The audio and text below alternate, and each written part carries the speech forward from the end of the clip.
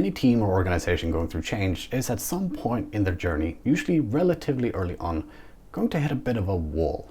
It's going to feel like no matter what they do, they just can't get over these immense challenges and impediments that they've suddenly made visible and are trying to tangle with. So what do I do as a coach to help them through that journey? Because that is an important part of it, is to actually make it through. And the first thing I do, and this is very much personal to me, is one, this is the kind of stuff I love working with. Whenever I see these kinds of problems, I actually have to suppress a smile because it brings me great enjoyment to help people through these things. But it doesn't help the people struggling with it. They think I'm laughing at their misery, which I'm very much not. I am enjoying the challenge at hand. So for me, it's keeping my poker face and remembering to see it from their point of view. Because whilst you might have an easier time as an external coach looking at this, they are very much feeling the pain. They are suffering and having a difficult time of it. So we need to remember to see it from their point of view and bringing that empathic view.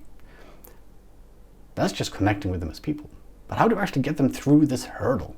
Well, usually I start by making the problems visible. And I know that sounds obvious, and usually we say, well, the problem is we've made the problems visible, but we don't know how to deal with all of them. Yeah, that's probably true. But you should probably put them in a backlog of sorts. I like to call them an implementation or impediments backlog. Make the issues actually visible and list them much like you would in a product backlog in order of what is the first thing we want to deal with. We will, of course, want to deal with all of them, but which one should we start with? Which one will be the highest risk reducing, highest value delivering for the least amount of effort we put in issue that we can deal with first? And we start with that one. And then it's helping them through by dealing with each thing systematically. Looking at it from the point of view of, hey, yes, of course we want to deal with all these things, but which one shall we deal with first? Bringing the relevant people. Maybe the issues they're dealing with, they are stuck on because they don't actually know how to solve it themselves. Maybe they need external support, external from the team, but still within the business, or sometimes maybe even external from the business entirely. That is perfectly normal and perfectly acceptable.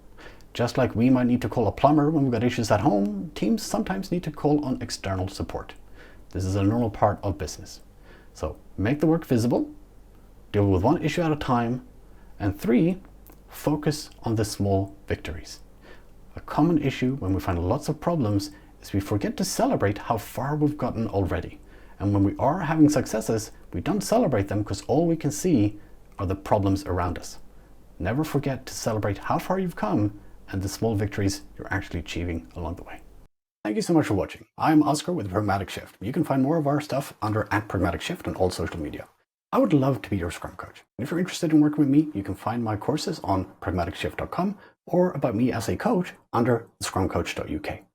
Please do like, share, and subscribe. It really helps us out and gives us further reach to get to more professionals to help them on their journeys as well. Thank you again for watching.